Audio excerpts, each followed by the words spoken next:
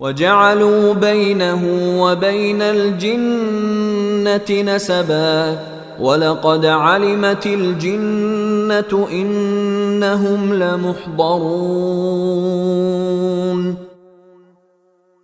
اور انہوں نے اللہ اور جنات کے درمیان بھی نسبی رشتہ داری بنا رکھی ہے، حالانکہ خود جنات کو یہ بات معلوم ہے کہ یہ لوگ مجرم بن کر پیش ہوں گے۔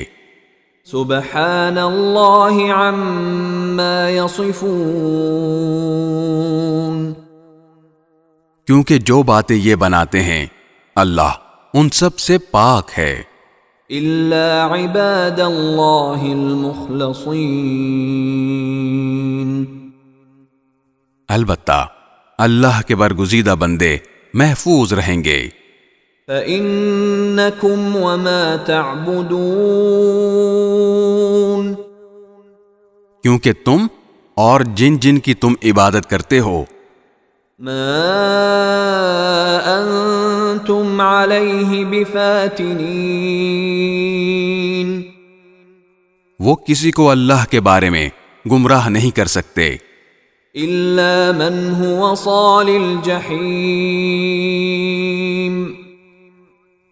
سوائے ایسے شخص کے جو دوزخ میں جلنے والا ہو۔ وما منا الا له مقام معلوم،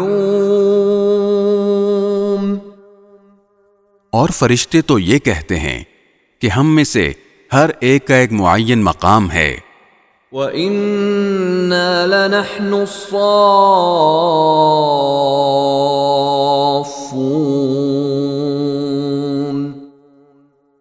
اور ہم تو اللہ تعالیٰ کی اطاعت میں صف باندھے رہتے ہیں۔